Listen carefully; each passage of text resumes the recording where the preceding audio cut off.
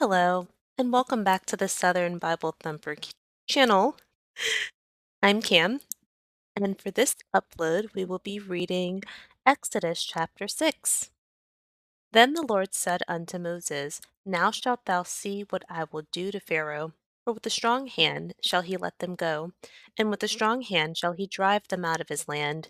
And God spake unto Moses, and said unto him, I am the Lord.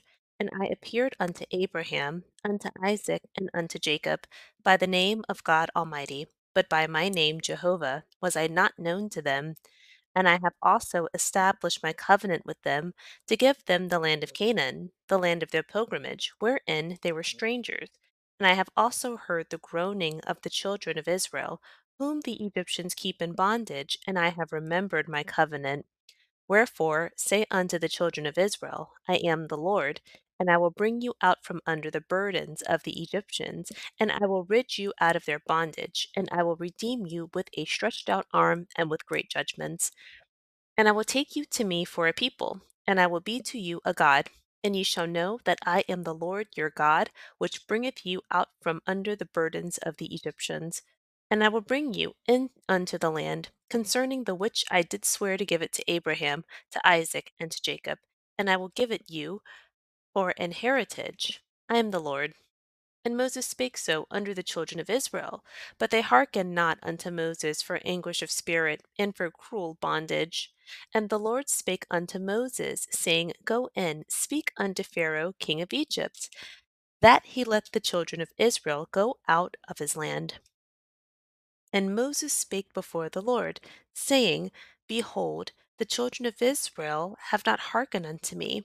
How then shall Pharaoh hear me, who am of uncircumcised lips? And the Lord spake unto Moses and unto Aaron, and gave them a charge unto the children of Israel, and unto Pharaoh king of Egypt, to bring the children of Israel out of the land of Egypt.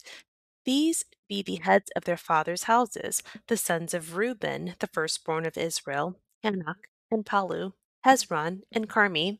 These be the families of Reuben.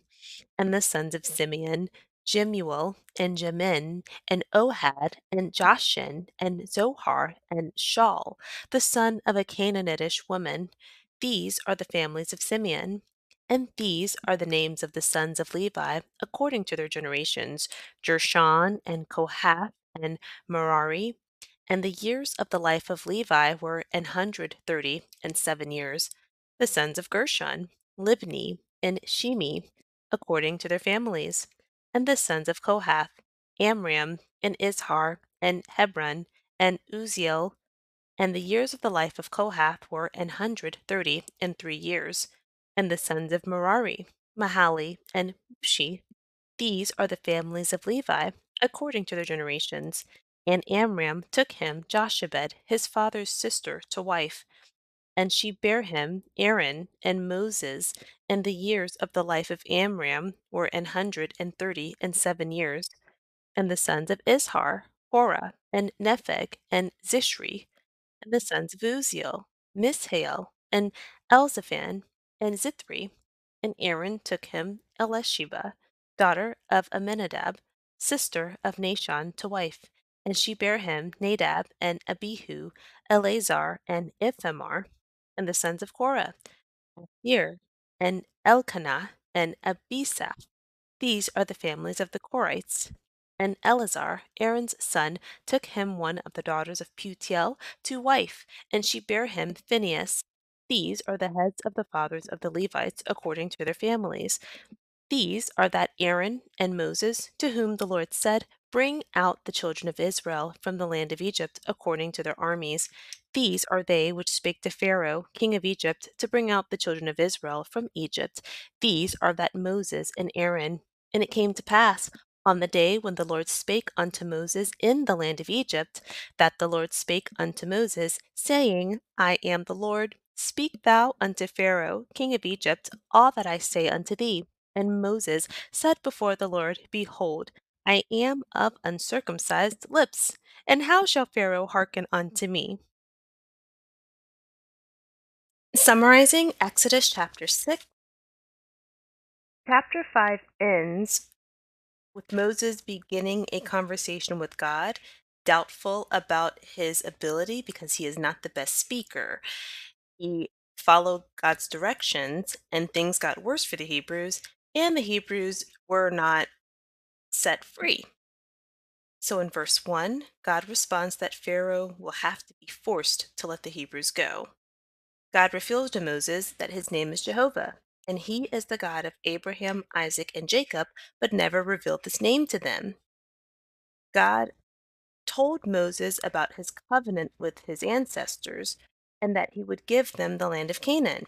And he also tells Moses this because he's keeping this, passing this covenant down as he's observing the uh, the enslavement of the Hebrews. God instructs Moses to tell his people that God will be their God and he will save them from the Egyptians and give them the land promised to Abraham, Isaac, and Jacob.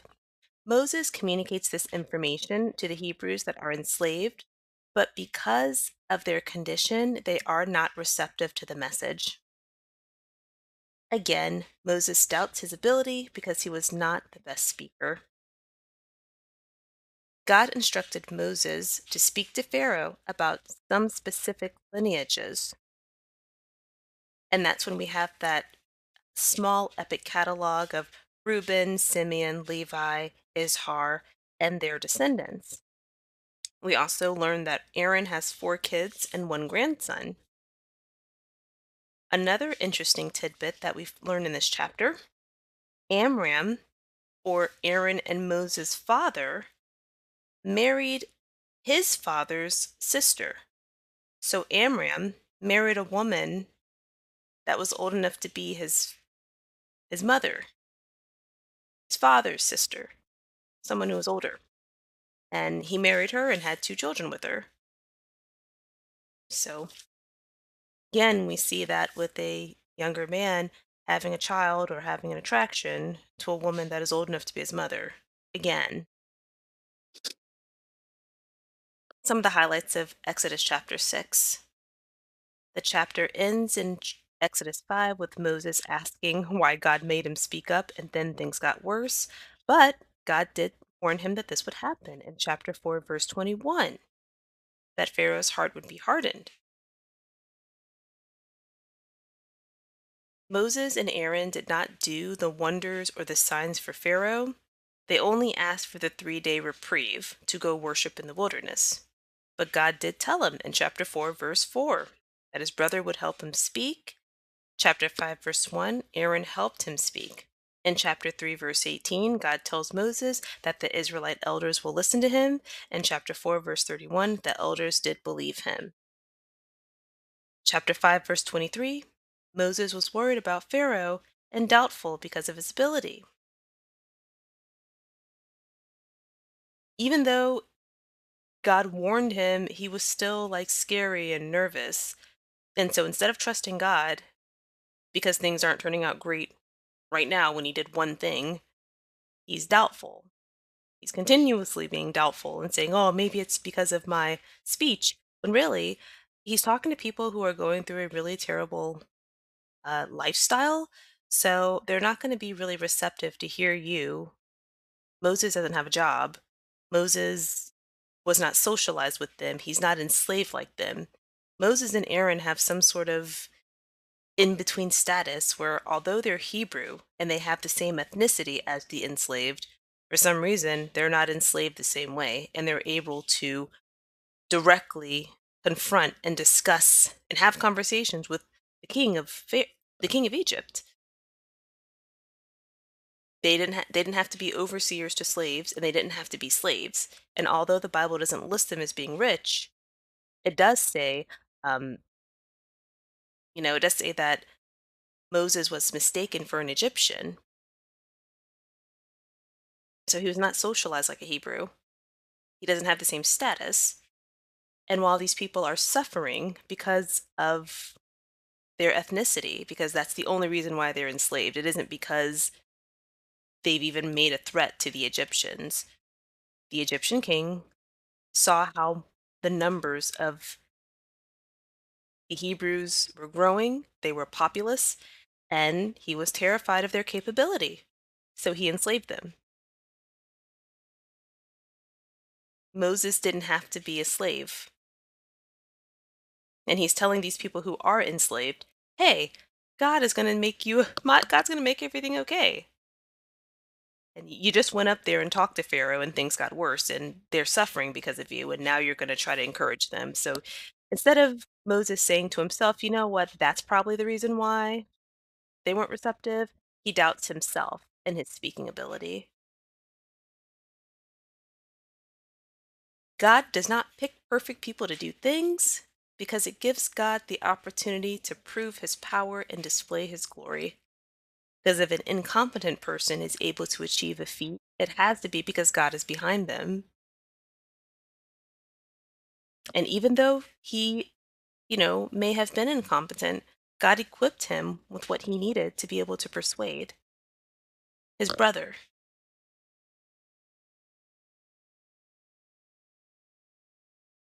Neither Moses or his brother have all the tools, but together they were able to